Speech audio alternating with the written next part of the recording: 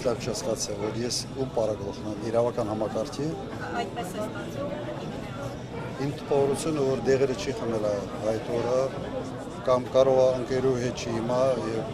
ոչ մեկը չհուշեց, որ ինչ-որ ժամանակին։ Պարոն Քոչարյան, բայց արդյոք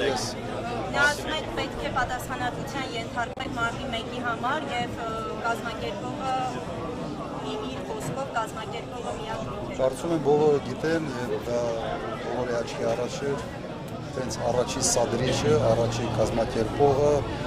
ինքն էր եւ իր սիրտն էր փառավորվում եւ ոստիկանների հետ հարահարում էր բախումներ ոստիկանության։ Հիմա մտահոգություն կամ մտավախություն չունենք, որ Փաշինյանի այս հայտարարությունը, որը կարծես ուղղված լիներ նաև իրավապահներին, որոշակի քրեական վարույթներ կնախաձեռնեն կամ ինչ-որ բաներ կպատրաստեն, որպեսզի ձեզ կրկին ճաղերի ետևում փակեն։ 18 թվականին իմանալով, որ կալանավորելով են եկել եմ եւ ապացուցել եմ, որ մեղադրանքը, որը ինձ առաջադրվել է, ոչինչ է։ Եվ արդարացվել եմ այդ մեղադրանքով, սահմանադրական կարգի տապալում եւ այլ եւ այլ։ Հիմա փորձում եմ վերավորակել, այս անել, այն անել։ Իմ տպավորությամբ նայեք, ինքը խիամտել իստերիկաների մեջ։ Ենթադրում է, որ իր ընտրազանգվածի համար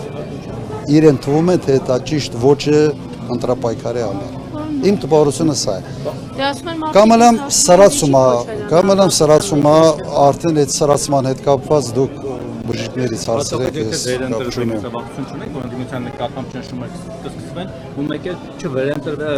իր հաղթանակի դեպքում դուք երկրորդ անգամ ինչ սցենար ունեք, որ այս անգամ թույլ չտաք հաղթանակի, եթե մարդը գնաց օրինական ընտրություններով ընտրվեց, մանդատները կդնեն ձեր թիմակիցները այս անգամ գոնե թե չեն դնի, թե շարունակել են էլի 5 տարի ազգային ժողովում պայքարել բոլոր։ Վրաստանում մանդատները դրել են, ինչ արդյունք են ասել։ Զորո։ Հիմա դրա համար հիմա մենք նման սցենարներ չենք քննարկում, ընտրությունները կավարտեն եւ կնայենք տեսնենք ինչ արդյունք է դրած։